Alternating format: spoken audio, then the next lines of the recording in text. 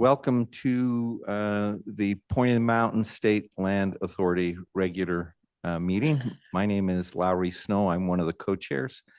Representative Tusher, who is another co-chair, may be joining us online. He is online. We welcome everyone, those assembled here in our room in person. We welcome those who have joined us, members of the public online. We welcome board members here in person and board members who have joined us online. We now officially have a quorum. So with that, I will officially call this meeting to order.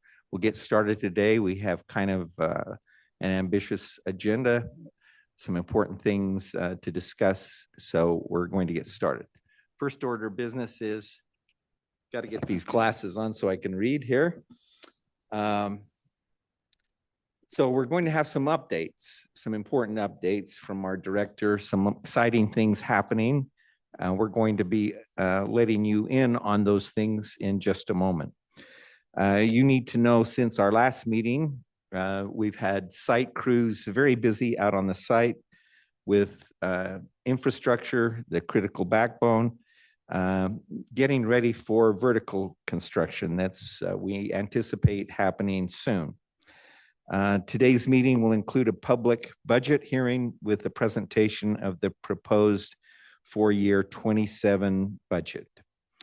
So that takes care of the first item on the agenda. The second item on the agenda is to receive public comment. We remind the public and board members that this is a significant public project. And as a board, we therefore have a responsibility to ensure this project reflects Utah values and also provides public benefits. We value input from Utah residents, and we welcome public comment following the procedures outlined in this agenda. For those in person, I will have you raise your hand if you intend to make a comment. You'll make your way forward to the dais in the front of the room or in front of you. If you are joining online, we will get word that you are interested in making a comment when you raise your hand. So with that, let's see if there's anyone present in the room that desires to make public comment. If you'd indicate whether raising your hand or coming forward. Not seeing any hands and not seeing anyone coming forward. Jen, can you tell me whether there's any indication online? And no one of the public online indicating an interest in making a comment. So the first item of business taking action is to consider approving the minutes of our meeting held March 12th and also our meeting held April 20th, 2026.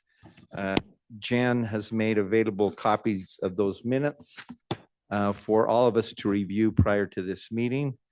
With that, the chair conducting today would entertain a motion with respect to, let's take both meetings if that's okay. Mayor Walker.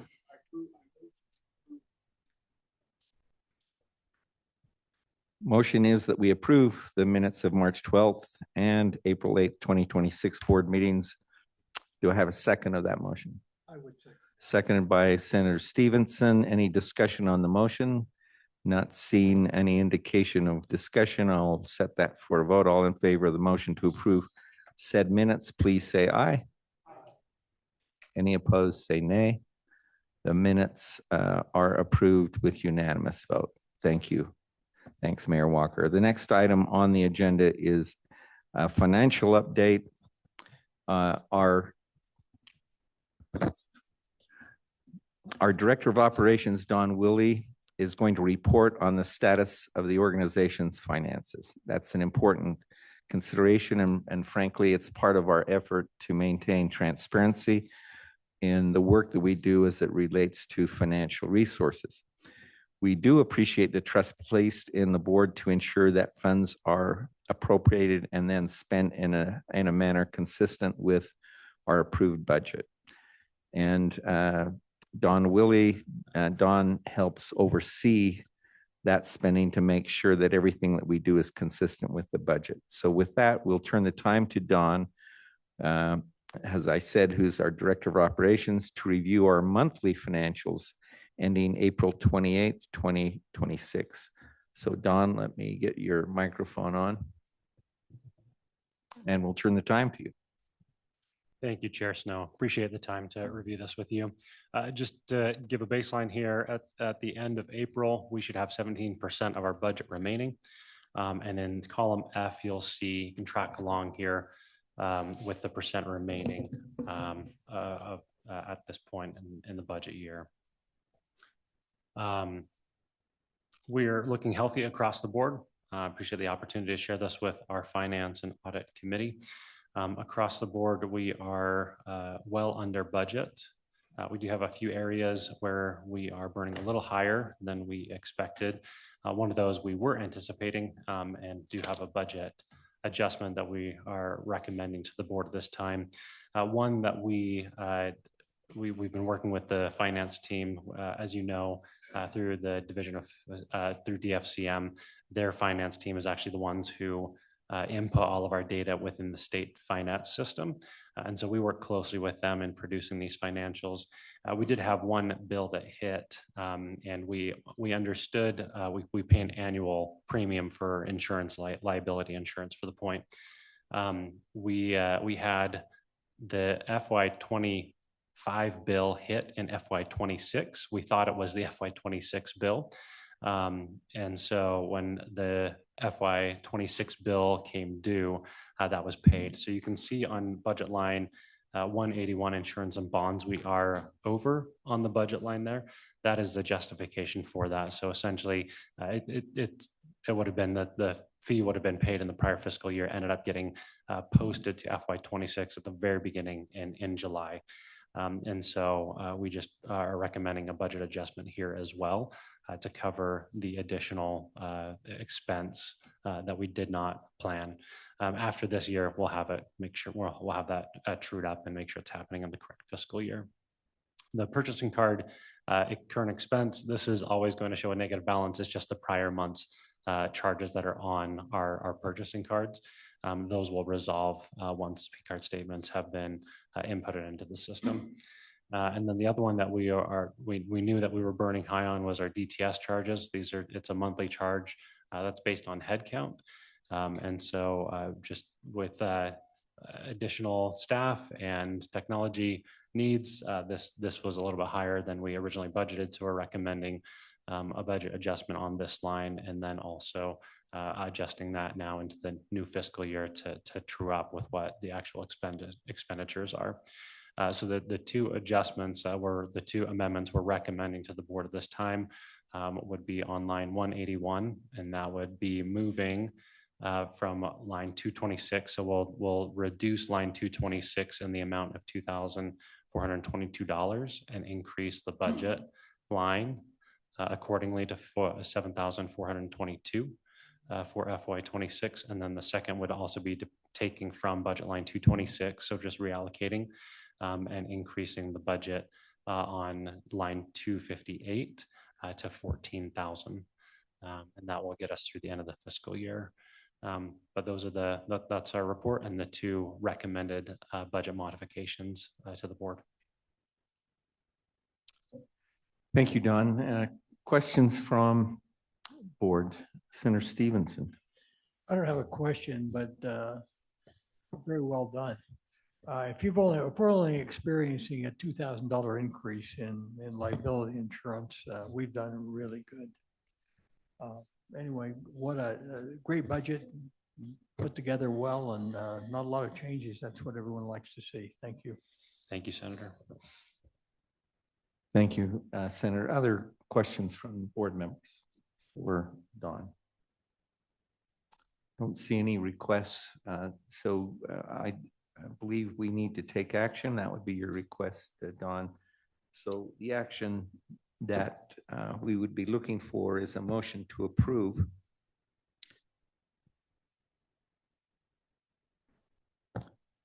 all right, Mayor Walker. Mayor Walker, quick on the draw. His motion is to approve the April financials, April 2026 financials. Do I have a second? second by Mayor Wilson. All in favor of that motion, say aye. All in favor of that motion, say aye. Aye. Motion carries unanimously. Thank you very much, Mayor Walker. Next item on the agenda, Don, you can stay right where you are, and this is kind of a good lead in to the next item, which is to report on the budget for year 2027. As I recall, our financial year is over June 30th. Am I right about that? That's correct. And so this is being done in anticipating moving into that next budget year to review the proposed budget. And Don, you might mention that there was some help. You prepared it, but that there were some help from members of the Finance Committee. So with that, I'll turn the time to you to discuss the four-year 2027 budget. Absolutely. Thank you. And as you mentioned, we're grateful to the Finance and Audit Committee, which consists of Mayor Walker, Mayor Ramsey, and Director Ambray, in reviewing and preparing the fiscal year 27 budget. We are grateful that we have them as a sounding board with their experience, especially in municipal governance and being able to manage budgets are a little bit larger than our budget. And the complications that we see across government accounting. So do appreciate their review. So I'll review this and then turn it back to the board and the committee for input. I've added a column here just over AI that indicates the over under from prior for FY26 to FY27, just to help understand where we've increased budget, where we've decreased budget. So visually, hopefully that helps in this presentation. Just naturally with increases across the board, we're seeing inflation, right? Inflation's peaking again. We are grateful to the legislature for the cost of living adjustment they provided to state employees. That does not apply to us. It does, we don't get that increase in our budget, but we appreciate from the board's leadership approving a cost of living increase for employees at the point, and Director Ambray for helping to adjust those salaries to meet inflationary pressures right now. So that's the adjustment that you see in the personnel line. We added Jen to our staff last year, so we anticipated that continues our 3.75 employee count. And then with the cost of living adjustment, we've just needed to increase the overall budget by $50,000. We've kept consistent our out-of-state and in-state travel. We've increased our human resources. The state rolled out a new system called Vantage, and that's our payroll and HR tracking system. Through that, there are additional costs that each agency incurs, including the point. So we've adjusted our budget line by $2,250 to accommodate that. We've kept our payroll services consistent, and we're just condensing now the payroll and HR into one line, just grouping that all together. We've kept our wireless communication, that's cell phones. We've kept that consistent. We've decreased our budget line for advertising and legal publications. We're actually just moving that down for our marketing efforts. During the last session, it was changed in our legislation that we didn't have to submit our budget to print news, which is what was required before. So we actually had to submit an ad with technology. It seems prudent just to be able to post it, which we followed all posting requirements. So we've moved that down, collapsed into marketing expenses overall in the event that we would need to do any sort of advertisements. We've slightly increased our other contractual services. This budget line includes bringing in some support on public relations as we go vertical. We are bringing on board a new group that will help, particularly with crisis communications in the event that there is the need. We hope there is not, but we always, of course, want to have on call a group that will be able to support us in that effort. We've been able to decrease the professional technical services line item. This is one of our largest budget lines for the point. We did incur, now that our PIDs are operational and have been approved by the board, the state auditor's office will be conducting an annual audit of the point. We're undergoing that right now for fiscal year 25, so we're a little behind. We were notified late in the last calendar year that we achieved the threshold to require an audit. So we're going through that right now, but we were notified that the cost will be between 50 to 80,000 ongoing. It just depends on the complexity of the financials, which will only become a little more complex with each passing year as we go vertical on the site. So we've budgeted for 80,000 for the audit moving forward. But overall, we've been able to decrease this budget line by $25,000. By how much? I'm sorry. 25,000. Okay. Every penny counts, right? Yeah. We haven't had a need for this parking. We've just included that in-state travel when parking is expensed. So we've decided to eliminate that from the budget. We've reduced our office supply budget line. We run lean. We don't need a lot, and we operate efficiently. So we've kept consistent our collateral budget, especially as we go vertical, making sure that we can communicate our message through visual means. We go to Draper Days as well as some other community events and want to make sure that we can broadcast through nice collateral material what we're accomplishing on the site. We've increased subscriptions, again, just cost of inflation. This is our constant contact, our newsletter, our Gmail, all of our normal daily operating system, our software that we use to operate. So we've increased that $1,000. We've eliminated the photocopy expense. We don't make photocopies under this budget line. If anything, we send it to a printer, and so we've just moved that into the printing budget line. We've maintained our water, utilities water right now. We don't see a need to increase that at this point. Moving down to budget line 77, this is where we had an overage. We won't have the overage because this year we have two invoices, but from two different fiscal years that are being paid in the same fiscal year. So now moving forward, we have that resolved. We'll ensure that hits in the same fiscal year. So we keep that budget line consistent. We've added some staff professional development. We just want to make sure that we're supporting each of our staff members and doing the best they can in their respective positions. We've added some budget to be able to support that, as well as staff recognition for the hard work that goes into the daily operations of the point. We've kept consistent our reception and meeting costs, exhibits, displays, awards, membership dues, and convention seminars, workshops. It has been very beneficial to develop these types of relationships, to be able to go and promote the point at various trade shows. And we're seeing good conversations that have come out of that and good relationships that are being developed. Moving down, this is where we added on the advertising promotional. We've added the budget that was up above in advertising and legal. We've just collapsed that down. So that budget moves down to here and increases by $2,000 to a $10,000 line. We've kept the contingency on line 92 consistent. That has been sufficient for us. We've rarely tap into it in cases like we did this year of just being able to move small amounts around. It gives us a little bit of flexibility. We've kept our equipment, our technology equipment budget line consistent. The 500 that we had under software, we've eliminated that as we have that accounted for in our subscriptions. And then we've increased our DTS fees according to the projected expenses moving into FY27.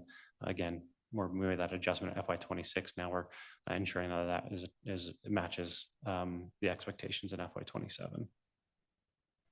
And in the technology, we're just increasing the budget line or the budget category by 3,500. Down here under the utility improvements, this was for the outfall pipe that we are paying 60%. Is that correct, Mike? 60% of the total cost, and Bluffdale City is paying 40%. So good to not have to pay 100% and do it in collaboration with the municipality. We're not sure if this will hit all in this fiscal year. We think it might, but we are planning the remaining portion that has not been spent or not been expended. We're budgeting for that in FY27 in the event that we don't get that final invoice and get that paid before July 1. So it may be expensed in FY26, but we want to have it budgeted for FY27 just in the event that it does not hit our books in this current fiscal year. Question about that. Yes. Do we have resources to handle it in 2026? Yes, Okay. we do. In any event, whether 2026 or 2027, this is one time. That's correct. It's not ongoing. Yep, that's correct. Thanks, Don. Of course. Coming down, we still have under the special grants. This is our public art funding that we have through GoEd. We are now assembling our public art recommendation committee, and with that, as projects are coming online, we will be able to expend these funds, which we're excited about. So we anticipate to carry that forward and to expend those in FY20, begin expending those at least in FY27 in planning public art for the site. Overall, it's a total budget decrease of 1.8 million. Again, we had the one-time expense of the outfall pipe. That's the majority here. And that gives us a carryover of just over $2 million into fiscal year 28 at the end of 27, carrying into 2028. With that, I'll turn it back to the board and the committee. Thank you, Don, for your presentation. Let's go to the board members, see if anyone has any questions. I think Mayor Wilson, did you have a question? Oh, I'm sorry. Is it Jefferson? Yeah. Apologize, sir. Well, and I apologize for being late. No, I appreciate the thorough overview. This is very helpful and appreciate you're making sure we're using every dollar the way we should be using it and scrutinizing that. I did just want to add a little bit in terms of some of the marketing efforts and even crisis communication efforts. As we've been developing out our new strategic plan for GoEd, we're going to be launching that soon, next week. One of the issues that we've heard a lot about was not having a coordinated marketing plan around big projects in the state. And so we've built that into our plan as a resource, especially for projects like The Point, to be able to leverage our team and really getting on the front end of this. And so I'm just letting you know there will be a lot of support there that maybe we haven't had in the past. And I also just as chair to let you know, we made it a very pivotal part of our plan of how important The Point is and our need to be much more proactive, even in the person we just hired, which Don knows. We've given them a lot more direction that they need to be aggressively out. So just if that helps as you're thinking through your financials and who you're going to hire, maybe looking at leaning on some of our resources as well to maybe save some of that money. Thank you. Appreciate that. We do have a meeting with Marcus and Lisa. It was supposed to be this week and it got bumped. So we're setting that up for next week and we appreciate that support. You bet. Thank you. And Mr. Director, while we're on this, we just, I'm speaking, I believe, for the board. We appreciate you focusing effort on The Point. And I don't want to be critical at all in past support, but I think we haven't always had that kind of focus. So we appreciate very much you bringing that to the forefront and in your efforts for economic development, not only within the state, but internationally. We're grateful that you're keeping this project to the forefront. So thank you. Well, thank you. All right. Other questions of Don before we move on?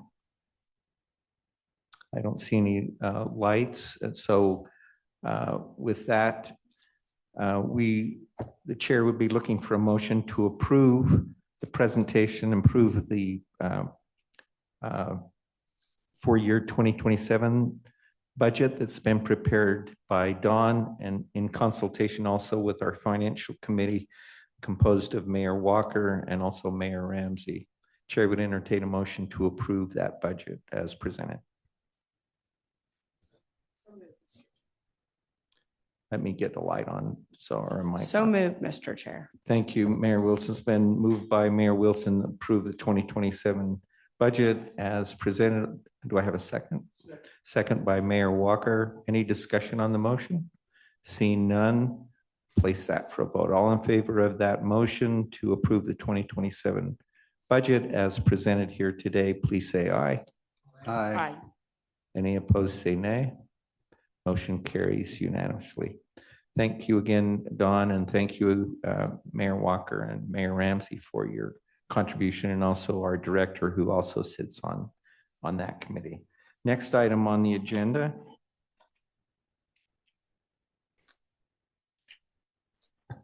is our DDA, our Development Agreement Amendment. You members of the board will recall in our last meeting, there were issues related to some revisions with respect to design guidelines. During our last meeting, we discussed a proposed amendment to the disposition and development agreement. This included revisions to the design guidelines, mostly as it related to giving our director some leeway in terms of waiving or including, I think, some definition for the project. So with that, is Steve Kellenberg, is he? So Steve, thank you for joining us. He is our planning consultant, and I know that he had a lot to do with this amendment that you're going to be voting on here in just a few minutes, or at least considering. So with that, Steve, let's turn some time to you to talk about what work you've done in bringing this matter before us today. Thank you, Chair. I'm going to share my screen here, if you don't mind. What all are you seeing? Are you seeing the point design guidelines? We see, I think, what is your first page, the title page? Yes. Yes, exactly. So just to reintroduce you to the design guidelines, there are actually two versions of design guidelines that exist for the project. The first is one that was prepared by SOM back in 2020, 2021 or so. And then as we designed started working with TPP on phase one, that design guideline package was revised to be more specifically attuned to the vision for phase one. And this is really the guidelines that we're using most of the time now in developing the phase one portion of the project. And as was noted in the last meeting, what we found is that as we go through projects, there are things that pop up that are completely unpredicted that require some flexibility in the application of the guidelines. And I'm going to give you an example, in a second here, where, I'll just give you an example right now. For instance, this is the table of contents, and you can see these are the various components: vision and framework, streets, building and site design, lighting and landscaping, enhancement, standards for enhancement areas, and so forth. I won't bore you with the details, but it starts with, vision and principles, and really lays out, we have our key vision elements. It really lays out the overall character, of the project. And then it starts at a high level and goes through a number of urban design, sort of overriding features and character positions about the organization of the first phase, the street edges, and, which streets are most important, and so forth. Now, what we found is that as we kind of go through these, I'm going to jump to an example here, page 11. I'll jump to here. So here's a cross section that, as you can see, is very detailed. And this relates to the ring road system that sort of is the primary backbone, arterial street system in the project. And an example would be that you can see on this cross section, I don't know if you can read the numbers, it's probably pretty small, on your screen, but basically there's a building setback here that says 12 feet. Well, what we found in working through with the city of Draper and their EVA and fire department is that if we're doing buildings that are taller than, say, 3 stories, that creates a setback that is unaccessible for fire trucks, in their utilizing their standards. And so what we really need to do is we start to look at the specific designs of these buildings along this particular street. We've had to reduce the setback, a building setback from the edge of the right of way from 12 feet to 10 feet to get us down to a maximum of 30 feet from curb to the face of the building. So I use this as an example of, do we want to, on these types of changes, do we really want to wait for a board meeting and bring this back to the board? Because the guidelines are actually an exhibit in the DDA. And so revising the DDA is something that has to come back to the board. We run into these issues, we probably find something once a week, or once a month like this that really needs some fine tuning. And so what we're suggesting is that at this lower level of detail, that the ability to change this type of criteria lie in the hands of the executive director, so they can be done quickly but with due consideration, in that we still have our design review committee and planners and so forth that are weighing in on the implications of these. But anyway, the final decision can be made more quickly. Whereas, if we go to something like building design, which is I'm going to jump to page 18 here. Here's a component that is pretty important in terms of the character of the project. It talks about, general street character. It talks about, which streets, really require a front-on relationship of the buildings, so we can maintain this kind of the urbanism that we have that's imbued in the overall. We have general principles, orientation, massing and scale. So some of these things we're thinking are pretty important in terms of maintaining the character of the project, and would probably, if we were going to change these substantially, these should come back to the board. So, I switch now to I'm going to stop share, pull up a different document here, go back and share, and let's see, let's do this. So you're now looking at, in our last meeting, we had a more general discussion about this, well, let's just have changes to the design guidelines be made by the executive director. There was concern that, well, we have full trust in our current executive director to make the right decision, but this project's going to go on for 35 years or more, and who knows who's going to be in the pilot seat 10 or 15 years from now, and maybe what we really needed was more of a hybrid approach to this issue. And so the matrix that's in your packet is pretty simple. What it does is it takes each of the chapters of the design guidelines, and it pulls out the individual sections, and it says, which are the ones that are more sort of fundamental in creating a character proposition, for the point, and which ones are really more implementation oriented in terms of detail, like this building setbacks we just talked about. And so this matrix, sort of says, well, vision and principles in the urban design plan, those are pretty important. That requires sort of board oversight. General street standards, do as well. But when we get down into street sections, like I was just talking about, we should have some flexibility on how we can maneuver those. When we get into landscape and lighting, the intent and key themes, are important enough to have direct oversight by the board. But when we get into materials and furnishes, like how long is the bench? What is the materials of the bench on the street?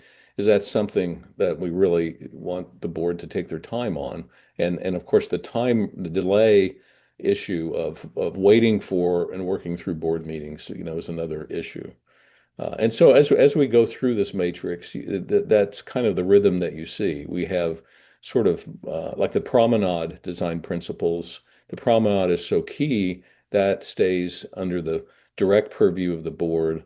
But our River to Range, River to Range Park, and some of the details of that particular park element, we need flexibility to maneuver utilities and walkway widths, and and grading. It's a very complex, kind of open space component. And so the internal trails and open space components, would be those guidelines would be deferred to the executive director. Signage, the general provisions of signage would still go to the board, but some of these more specific details would be under the executive director purview. Mobility, our overall mobility plan would be still board. Any changes in that would go to the board. But the designs of the mobility hubs, like how many vendors and what types of vendors that actually go into a mobility hub for active mobility, that's something that we don't, that's going to be changing, as we sort of go through time. Sustainability guidelines we've put under the executive director, and that there's nuance to those on how to resolve those. And then the design review procedures, our overall review process, any changes in that would come back to the board. But some of the details in terms of dates and the ability to, revisit certain issues at different times to enable to facilitate a timely approval, those types of details would go back under the, executive director. So anyway, that's the idea. We've taken the discussion from the last meeting. We've tried to put some structure around it to create more comfort and kind of a hierarchy of issues that, that provide the right subject matter to the right body for their purview. And we think that this will facilitate a more expeditious, process of moving forward on the project. Thank you, Steve, for your presentation and for your work that went into this exhibit. We're going to turn some time to board members for questions. Before we do that, let me just say, I think this is a little bit of context. I think I was one of the ones somewhat vocal in our last meeting about not feeling entirely comfortable with delegating a lot of, without some guidance, delegating in a carte blanche fashion changes that could be made to the design guidelines by our director without board approval. And so this is an effort to refine and define what can be done by him without board approval and what needs to come back to the board. So with that, questions from board members. Senator Stevenson, or is that Senator Mayor Wilson? Mayor Wilson. Thank you. I appreciate the work that's gone into this. I also had the opportunity to participate in the last several hour workshop, I guess it was, with the developers. I'm not sure that I'm convinced that this is the solution. I continue to believe that we need this board, a group of subject experts, to do some homework for us week to week, and make recommendations for us so that the vetting goes beyond Michael's limited time. And I think I have a tremendous amount of confidence in Michael, and think the lift right now is extreme for a limited staff, not just Michael, but the small team. Like, I looked at the list and there's certain things where I'll be like, yeah, I'll probably be fine with that. I think Michael has a good enough eye. But when you get to like energy and sustainability, then I start to go, wait a minute, can't we find a way to get Michael some backup with some technical experts, whether they're outsourced or we each appoint? I mean, there are people at the state, I've got talent on my team, and there's some vetting so that in this meeting, it's not like we come in cold. And I'm going to be honest and say, last night, I didn't even understand the agenda item. And I could have called Michael, but it was late. I didn't want to bug him. So I read the design guidelines and thought that maybe there needed to be some major modification. I'm like, well, didn't we already pass? I was confused. So And we expressed as board members, either by calling Michael after the meeting, some of us, or participating in the discussion about a need to create a more nimble process for his benefit, which I firmly support. But I guess I still would fear that he's put in a difficult position by having to make a call that probably needs more vetting by a larger group. And I always fall back on the limited knowledge that I have in this space. I've learned a lot. I'm working at Salt Lake County and on some pretty big projects over 17 years, but I'm still not trained and wouldn't even understand. I mean, I know when I see it, is the road wide enough? Is the sidewalk is wide enough? Do I like the trees? But I'm not trained in that level of review. And I think we're asking a lot of our executive director to have unilateral authority to make those calls on even some things that might seem like not a big deal, but I hate for us to go, what did we do? Because we didn't provide, he's got a lot on his plate. I just think there's probably a better way. I also think that I would be willing, we've looked at, do we go and meet every couple of weeks? How do we make the organization nimble enough to meet the demands of the developers, really this interest in moving quickly, which I support. I'd be willing, if we had more vetting by a technical team that we supported, to just do a quick, ad hoc meeting. You go through noticing, but it's 2 days and it's a phone-in meeting. In the event, like Michael's like, oh, wow, we cannot wait until the next board meeting. I personally believe, this monthly meeting rolls around pretty quickly. If there are things that would happen in that 4-week period that the technical folks could review, provide me a recommendation, it would probably be a limited amount of my time. And I would be more than willing, whether I'm traveling or I'm home, to hop on a phone call for a special meeting to address some of those issues in between the 4 weeks. So that would be my recommendation. If the majority feels that this approach as recommended, and I appreciate the work done, is satisfactory to them, then, I'm not going to throw a fit, but I personally believe there might be a way that we could reform our process as opposed to put that authority on one executive director.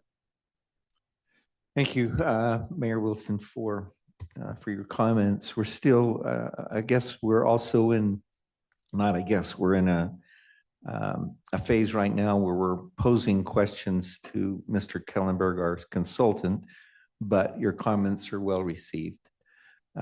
So first of all, let me ask the board members, any questions of Mr. Kellenberg? Any on his presentation? Could I make a really quick response to the last point that was made? Sure, please, Steve, and then we're going to turn time to Mayor Walker. Yeah, I just wanted to point out to Mayor Wilson that there actually is a fairly deep bench of technical experts that are been retained by the point. We have architects, we have urban designers. I'm a planner with 40 years experience. We have 2 or 3 landscape architects. It's a fairly robust group of really skilled professionals with national reputations that are actually providing advice to the executive director on these issues. So it's not like these issues kind of come up and he's trying to figure out what's the right thing to do. There's actually a fairly robust body of expertise that is advising and giving recommendations on these items. So I just wanted to make sure that you were aware of that. And I am. I'm sorry, may I respond, Mr. Chair? Please. I am. This board's in a position to be empowered to weigh in on these matters for a purpose. And I think that while that may be true, I'm going to use the example of what I live every day at Salt Lake County. Our staff are experts. We hire outsourced talent. Yet our county council is our legislative body, and they need the tools that they need to make decisions. I think that's also true of any legislative body. I'm not dismissing that. I understand that. I've been impressed with the level of capability of everyone on this project and the vision and the ability to execute it. I still think that for us to be nimble and, you know, doing our due diligence and exercising the role that we have, there needs to be a process for vetting for this body to exercise its duty. So understood, and I see your point, but I might still believe that we would benefit from some process change that allows for what is often, in my opinion, really staff-driven journey by Michael primarily, but with some support, and then the more formal actions of this board. I would like to find that middle ground. Thanks, Mayor. Let's go to Mayor Walker for, again, I'd like to remind everyone we're here to ask questions of our consultant, but we'd also like to hear any comments. So Mayor Walker. Could we put the matrix back up there?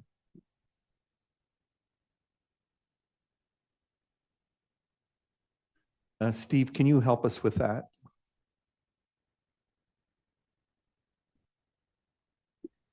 Are you seeing it now? Yes, we thank are. you.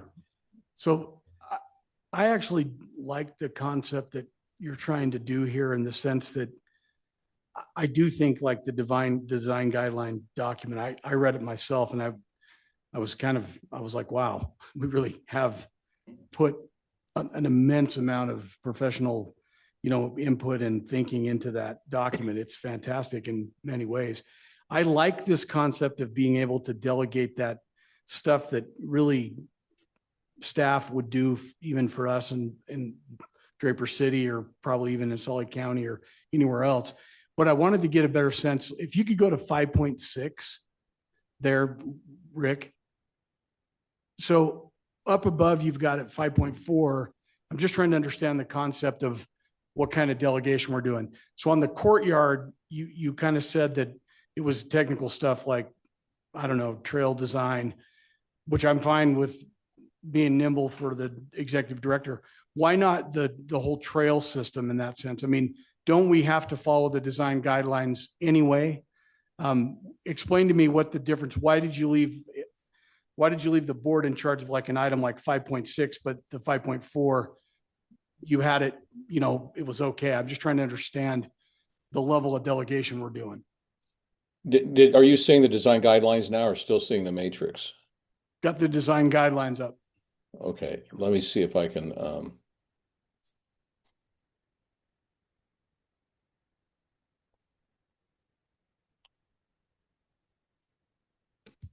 bear with me here. So the River to Range Courtyard is basically a component that's a smaller sort of urban space, you know, that is really it's changed. You know, TPP it's a very, very detailed urban design piece, and there's outdoor seating. There's a walkway that runs through the middle of it. We talk about changing the width of the walkway, changing the depths of the outdoor seating. It's a very urban, sort of actually in the core of the retail center. And it's moving around a lot, and you know I would suggest that the level of detail that if you were to weigh in on some of these changes, you would be bored to death, and it would take a lot of time. The other item is, you know, really the big idea of the River to Range, you know, the park itself, which is really a key, you know, component of the project. And it was my belief that you would want to, you know, if we started to mess with this significantly, that you would want to be involved in that. So that's why I left it under the purview of the board. So you're looking for the flexibility in the day-to-day smaller urban thing. I appreciate that detail. I think that I can see that, and Mayor Wilson, I think this is what we're talking about, like the big thing, like the trail, before we would alter it or change it because it connects to the Jordan River, connects we would definitely want to keep, have big input on that. And then can you put the matrix back up again? Yeah.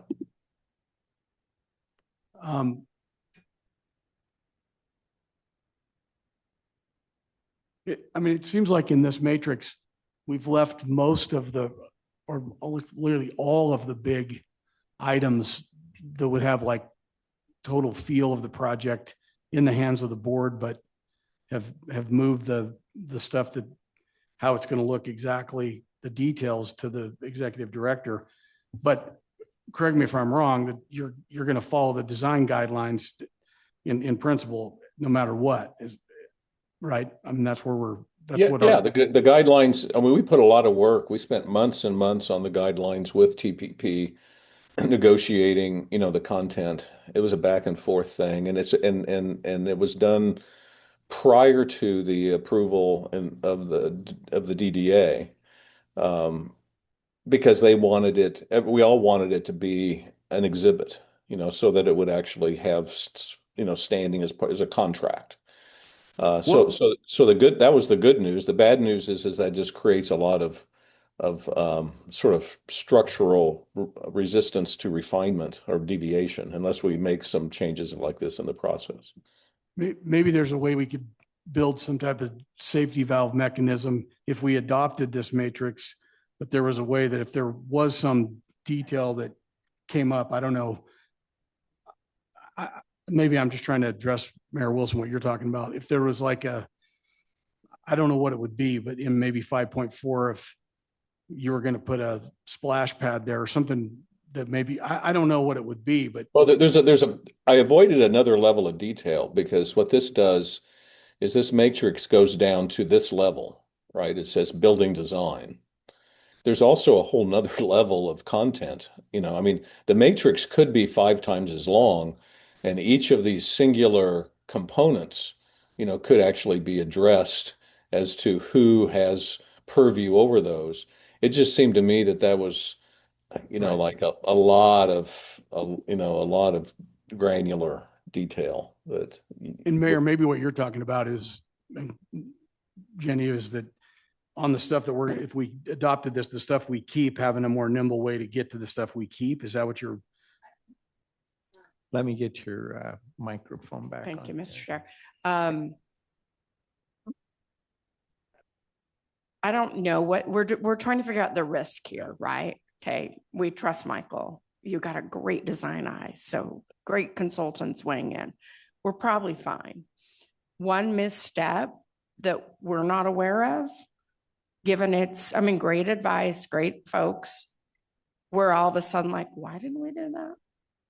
So my preference, and this isn't anything that, I'm all that heavily exercised over. Either way, I can live with the outcome. I will say that my preference would be that Michael comes to this meeting. We're all tuned in now to the design phase. We're excited about it. Says, hey, we need to make a decision today on these 3 things. It's been vetted well.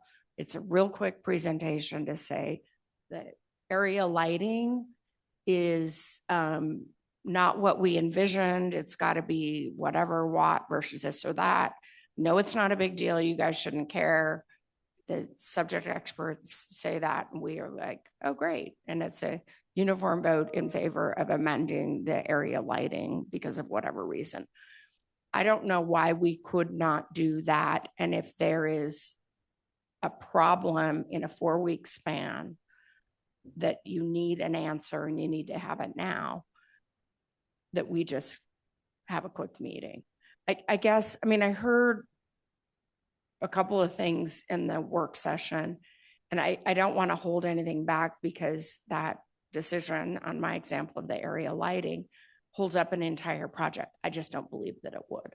I've had enough time working with our own development teams, and I don't know that a 4-week cadence to this meeting wouldn't be satisfactory 9 times out of 10 to just have us a chance to quickly weigh in. If I'm wrong on that point and the immediacy is that key to this project moving, then the risk is probably relatively minimal, and I would side with the recommendation today to just accept this kind of bifurcation of the decision-making. So, Thank and you. maybe that's something Michael or the developers could weigh in on, whether or not really 4 weeks and a real quick listing of the recommended changes when there are some. I mean, even the issue that we're discussing now, did that hold us up? This idea of the curb narrowing, or is it? I would submit, if you don't mind me interjecting, that if we had to wait for a board meeting to take 2 feet out of a building setback, yes, it definitely would hold up the flow of the project.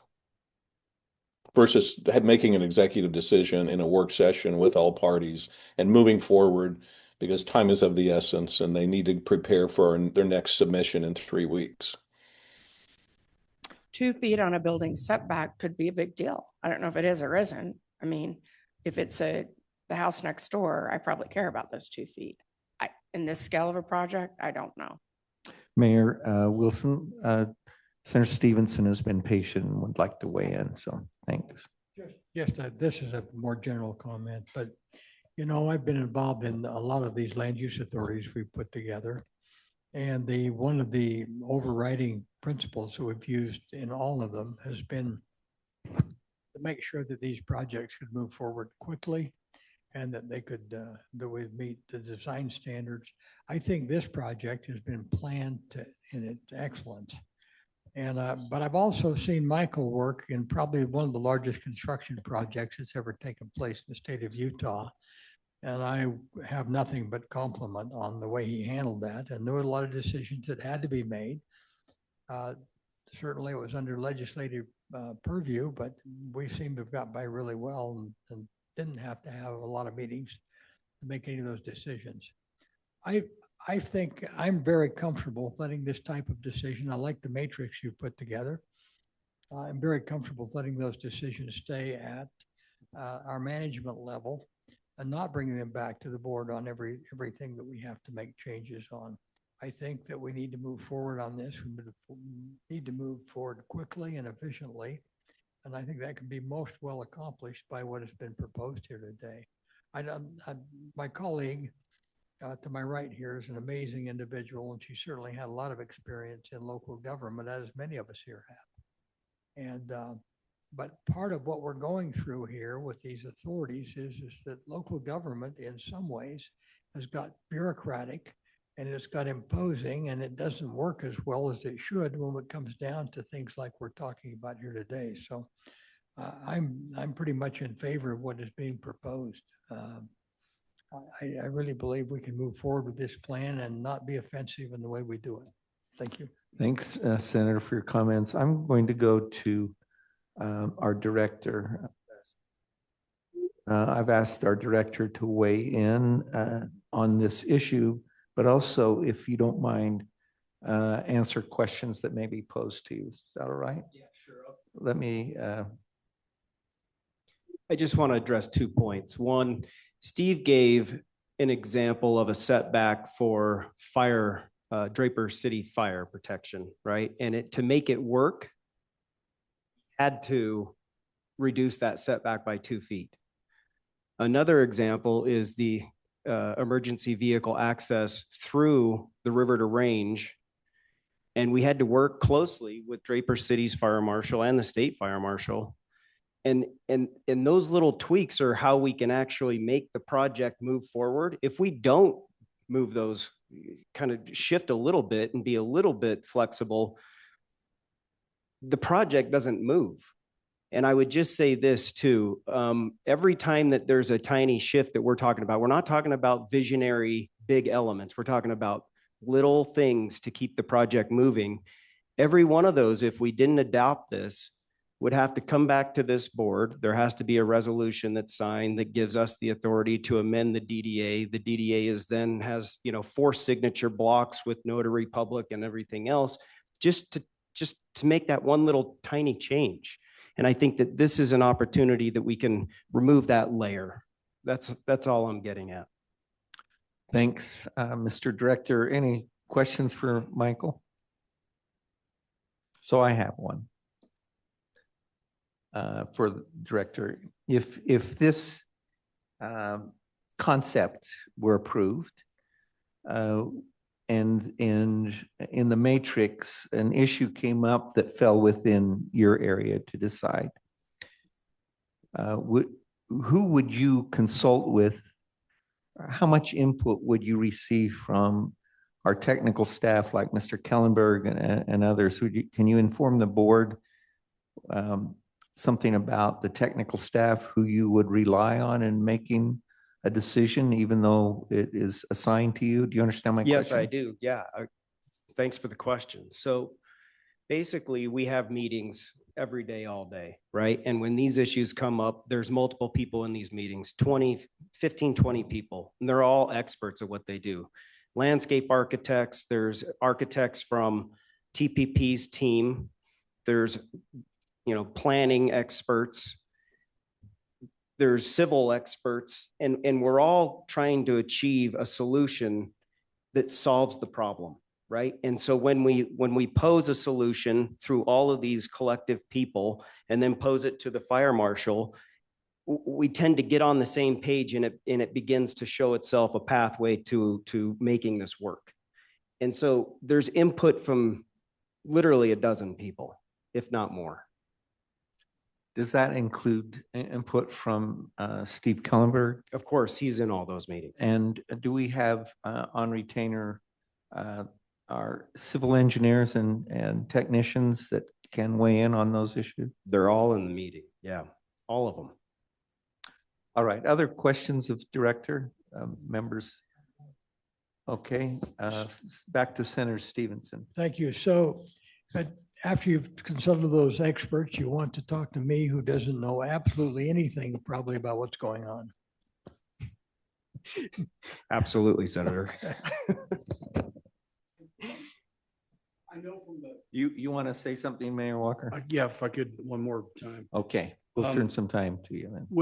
With respect to the big vision stuff, I like that the matrix has us on top of the big vision stuff. I'm not as concerned about public safety and the stuff that matters to me as a mayor, because I know my fire marshal and I know my public works people are in the middle of these meetings and are part of the input.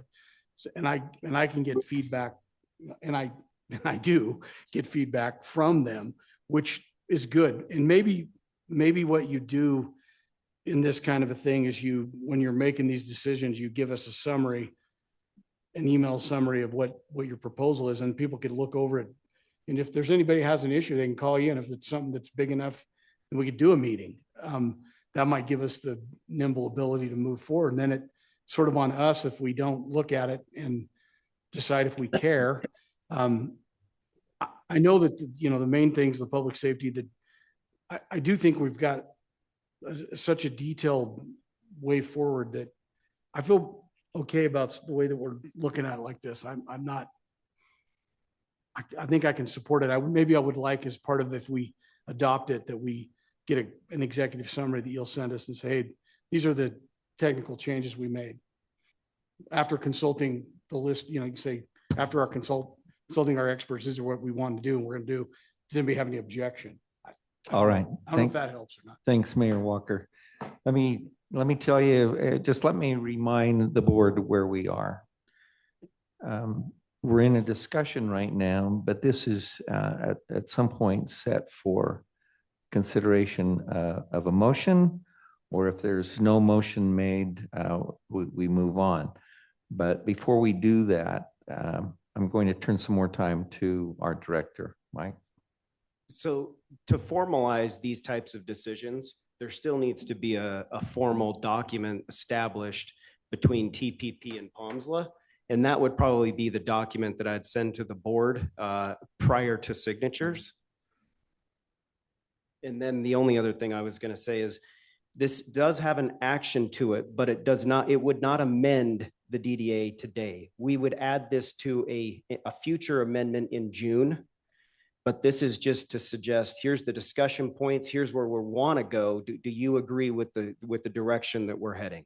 Okay, thanks for that reminder. And what you're saying to me is that's why we don't indicate with it the word action all in caps at the end of this, notwithstanding the note that said that it may be ripe for action. So we don't necessarily have to have a motion at this point.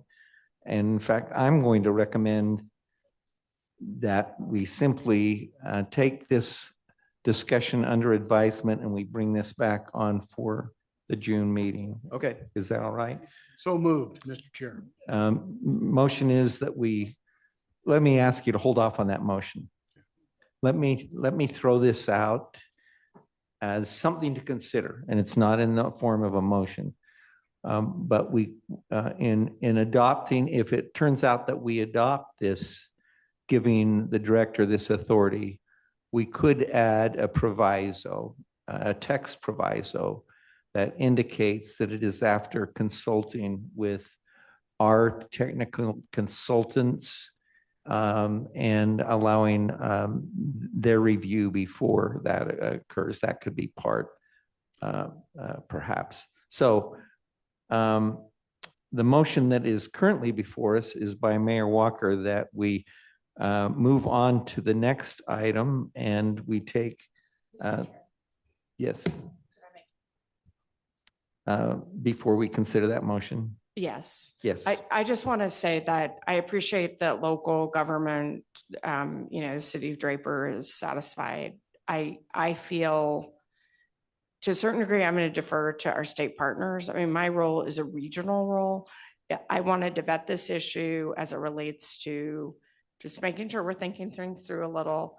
And I'm comfortable supporting the direction of the broader body on this matter. I don't feel strongly enough that, I think the risk is potentially there, but I think the upside of moving quickly that's been expressed is valid as well. So I just want to tell you, convince me that we can move forward. And I think it's important that Michael and the full team hear some thought as to any of the concerns that could be around the latitude given. And I think we've done that sufficiently. So I'm going to support us moving forward on this.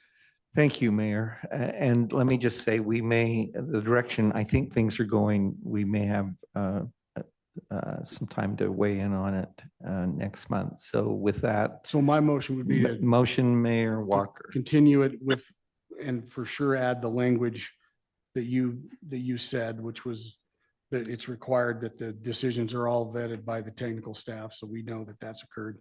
And I'm just excited to get to the public meetings, open meetings training. That's why I keep trying to move this along. So if you're wondering. That we consider perhaps after consultation. Yes. By the director. That'd be my motion. All right, the motion essentially is that we reserve this discussion to our next meeting and consider that language that our good chair happened to mention. Do I have a second to that motion? Oh, Senator Stevenson, We're you're just not chatting. making a second though, are you? No, we're just chatting over here. This really needs to be settled today and let's move on. I'm not sure it's a magnanimous event. All right, well, Anyway, you got a motion. that's okay. So let me just go back to Mayor Walker. Your motion hasn't been seconded. So, I need you to repeat the motion. Okay. okay, Mayor Walker, the motion that is, My would zeal you to repeat get to it? the public meetings training is just You're gonna clouded have my to- motions. All right, my motion would be to adopt the matrix, decision-making matrix as presented with the language added to it to include that prior to making any of the decisions that the executive director have consulted with all the technical people and let the board know, these are the changes we're making. And I've consulted with the technical team to make them and give us a chance if somebody says, hey, I really want to talk about the size of that bench, then someone can weigh in and we can have a discussion, but that would be my motion. All right, Mayor Walker, that's the motion. Let me see if I can restate it. Your motion is that we move forward and we adopt this change with the added proviso being added with language that says that with any decision undertaken by the director pursuant to this change, he would exercise that discretion only after consultation with the necessary consultants and professionals employed by POMSLA. Is that your motion? Even better stated than my motion, Yeah. yes. Okay. And I'll second that motion. And Mayor Wilson will second the motion. Any further discussion, any discussion on that motion as stated? Not hearing any discussion, I'll place it for a vote. All in favor of the motion that has been stated with respect to amending the DDA on certain conditions, please say aye. Aye. Any opposed, say nay. Motion carries unanimously. Thank you all for helping us work through that. And I think we found some good ground that we can agree on. So with that, we're going to move on to the next item that Mayor Walker is really excited about. That is our annual training. So we want to invite Adam. You're already up, ready to go. Adam Long is an attorney with the law firm Smith Hartvigsen. As this board knows, each year the Utah legislature by statute has required all members of this board complete a conflict of interest disclosure. Adam, we'll turn the time to you to talk to us about that and perhaps answer any questions we have. Yeah, I am thrilled that Mayor Walker is excited about this. That just makes my day. So I have two things on the agenda here. First is, it's titled a conflict of interest training. This is mostly a heads up that these forms will be coming around. Just a quick reminder about some of your ethical obligations, and then an Open and Public Meetings Act. So I will try and move through this fairly quickly. If you have questions, feel free to interrupt. So just as a reminder, some of POMSLA's guiding principles really go to ethical standards, promoting the public interest, be open and transparent, and act with integrity, which are really great for any sort of public body. You all as board members are subject to an annual POMSLA disclosure, and that's what will be coming around in the near future. Also, elected officials are subject to a variety of conflict of interest requirements in the election code. And then all of you and the staff are all subject to the Utah Public Officers and Employees Ethics Act. Some very basic practical guidance: act with integrity, be aware of ethical obligations, think about how things look and smell, disclose potential conflicts, recuse yourself from voting if it's necessary, don't use your position or information for personal gain, don't get involved in businesses that are competing, and finally, don't do anything that would disappoint your mother. If you can follow those rules, I will have succeeded in my training here. And this is the form. This is the same as you've seen in years past. We'll circulate this in the next few days for you to fill out and return. This gets posted on the POMSLA website. And that's about it for conflicts of interest and ethics. Now we have the annually required Open and Public Meetings Act training. This should be old hat for all of you. Like I said, I'll try and move fairly quickly. OPME, or the Public Meetings Act, is a sunshine law, keeping government transparent, and it applies to any meetings of a public body, leading to the question, what is a meeting? So a meeting is something that meets all of these requirements. It's a quorum of the board. A quorum is a majority of the board intentionally convened to do board stuff, take comment, deliberate, take action. So there are things, a tour, a site visit, things like that may not be a meeting. My advice is to err on the side of caution if you think you might get into any sort of policy discussions or be deliberating on something the board will have as an action item. It's better to notice it as a meeting. If it's not a meeting, just make sure you're careful about what kind of discussions go on, that you're not running afoul of this.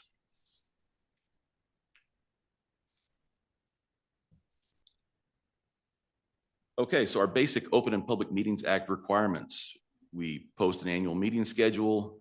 We generally have notice and agenda posted at least 24 hours before. There are sometimes we have an emergency meeting. That's a rarity, probably particularly for this board, a rarity where something would have to be done without that mandatory 24-hour notice. And the board is obligated to not predetermine actions outside a properly noticed meeting. That goes back to the deliberations concept I just talked about. The goal is for the board's actions and the board's deliberations to be public. Electronic meetings are allowed, obviously. Generally, a public anchor location is required. For practical purposes, an anchor location is always required, unless the world devolves into another pandemic or something like that. We just work off the assumption that you have an anchor location. During the meeting, obviously recorded, minutes taken. We only take action on agenda items that are noted as action items. The board is explicitly prohibited from texting or messaging about board business during meetings. My practical advice is to not text each other for any reason during meetings. It looks bad, and we like to have everything both be on the up and up and look on the up and up. We also have a POMSLA specific conduct of board meetings policy. And then finally, closed meetings require a 2/3 vote of the board members present, and it must meet statutory purposes. This is probably the one that will come up the most often. So closed meetings happen, and we call them executive sessions. Same difference. Statute calls it a closed meeting. For this group, it will almost always be something property related. So purchase, exchange, or lease of real property. That includes water rights, a proposed development agreement, project proposal, financing proposal.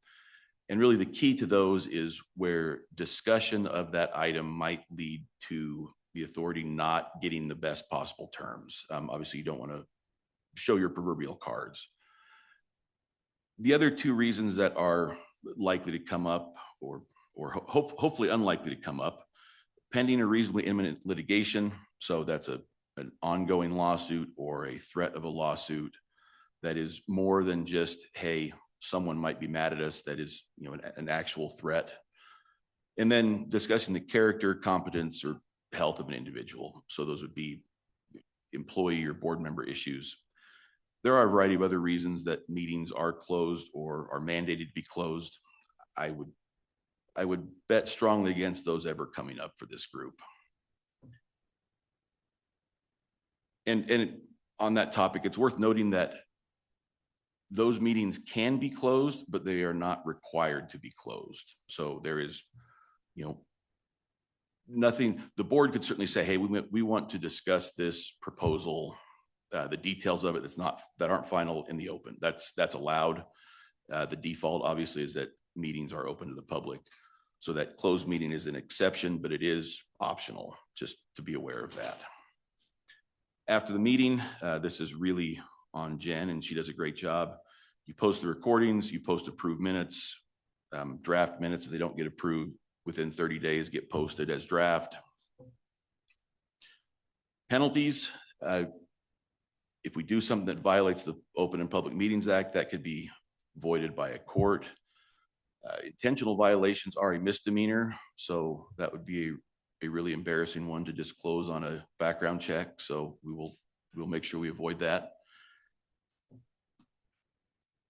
Really no changes during 2026. And with that is your annual training. I'm happy to field questions.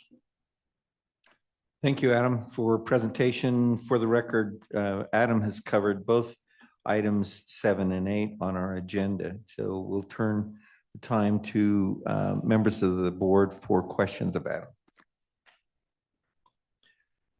There's a motion to go home. That's not a proper motion. So any questions of Adam? So Adam, sometimes you end up in a situation, in a social context where you, especially with small boards, and we don't have a large board, where we end up inadvertently with numbers that would look like a quorum. What is your, in those events, what is your advice in council? So obviously, we talked about the definition of a meeting, that a chance social encounter is not a meeting, even if all of you are at what I assume would be a very exciting party. That doesn't count as a meeting. It doesn't need to be noticed. Your obligations are to avoid doing board stuff in that situation. So deliberating, taking action that would look like a board, discussing something that will be on the agenda. But social interactions are just fine. Just be aware that the topics stay off of board business. Okay, thank you. Any other questions? Who is that? Mayor Ramsey, you have a question. Thank you. Hey, it's not a question. I just wanted to thank Adam for his training and make sure you all knew that I was on the meeting in time for all of it. So not to worry. I've received this training in other capacities this year as well, but just wanted to make sure you knew and that it was on the record that I was here for this training as well. Thank you, Mayor Ramsey. Any other questions or comments about the training? Senator, let me. Mayor Ramsey, I'm sure this is your first rodeo, right? Yes. You know, I thought, oh my goodness, I actually don't want to have to do it again because I have done it several times this year, but that was really well done and I appreciate it. It was good and a good reminder, but I thought if you don't know I was on here, I will have to do it again and wanted to make sure you knew I am here. Thanks, Mayor Ramsey. And no offense, Mr. Long, but maybe Mayor Ramsey can do presentation next time, you know. Hey, I would feel a little left out, but I'd get over it. All right. Nick did bring up one thing that he thought was worth mentioning. In a hypothetical situation where we're having a meeting with the developer and there are multiple board members there, what are the rules or restrictions on that? And the advice there is just make sure it's not a quorum of the board. So make sure it's 3 or fewer board members. If it, you know, hypothetically, if you had to have multiple meetings without a board quorum, you could do that. But as long as you are under that quorum threshold, you're good to go without it being a quote meeting. Thanks for that advice. All right, with that, we're going to move on to the next item. Oh, Senator. You know, I was involved in I've sat on 2 or 3 boards that are small. And I was actually uninvited to a board meeting because we would have created this situation here just within the last 30 days. So I won't mention the organization. Thank you. Yeah, and this issue really comes up with county commissions, 3-member county commissions all the time, where you can literally only talk to one commissioner at a time without it being a quorum. Less of a risk here. It's a problem, as you say, especially for small boards. All right, with that, again, thank you very much, Adam, for your presentation. Well done. We're going to go on to the next item on the agenda, which is our monthly director's report. There's a lot going on right now out there that maybe not as too visible because it still involves infrastructure. Mike is going to fill us in on everything that's happening there.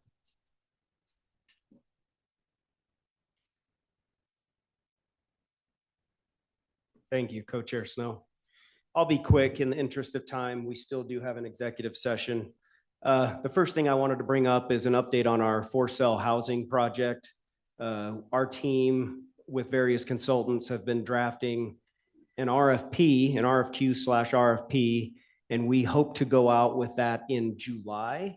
And I'm asking for 2 board members to participate on the selection committee through that process. And I believe that Mayor Walker has already shared some interest. Yes. All right, so if you have an interest, you'll let Michael know and he'll take that into consideration. Perfect. The only other thing I wanted to update on is, you know, recently I get asked quite a bit from either legislatures or public members, you know, why is the state developing in the development business?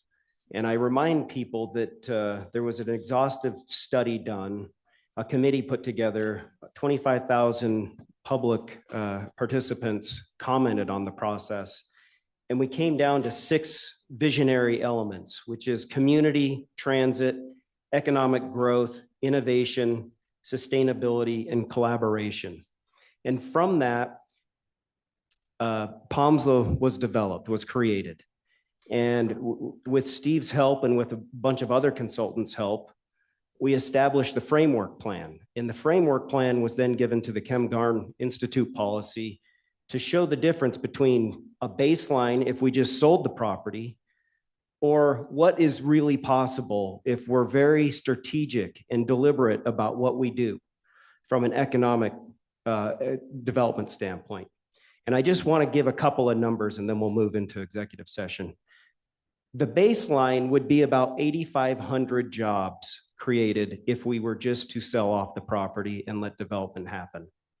If we stick to the framework plan, we can see upwards of 46,000 jobs. And what that really means is a GDP earnings with the baseline at 1.2 billion compared to 7 billion if we stick to the framework plan. So just a reminder that this project is much bigger than just, making neat amenities and trying to create innovation. There's a whole lot at stake here, and I just want to remind everybody of that. Thank you, Mike. And I would also, if it's okay with you, if any of you would like a copy of that study, if you'd reach out to Mike, he will provide you a copy, because it does in fact help us remember why what we're doing, what we're engaged in for our state is important. So with that, we are now down to item 10 on our agenda. Before I do that, is there any questions of the board members of our director? I didn't want to leave anyone out asking questions. So now we're down to item number 10, which is to consider going into executive session to hear matters that are allowed by statute in executive session. The chair would entertain a motion. I'll remind the board. I can chime in, Mr. Chair, in the motion, please make sure you state the reason for the closed session. Okay, that's good advice from Adam. So let me maybe help with some foundation. The chair would propose a motion pursuant to Utah Code 52-4-205 1A and D to discuss a project proposal and or personnel issue. That would be the basis of any motion made. Do I have a motion? So moved by Mayor Walker pursuant to my statement. Is that correct? Yes. Do I have a second of that motion? Second by Senator Stevenson. All in favor of that motion, say aye. Aye. Aye. Any opposed, say nay. I'll rule that the motion carries unanimously. Thank you. We will now move into executive session, and when that concludes, we will come back out into our public session to wrap up and adjourn. Thank you.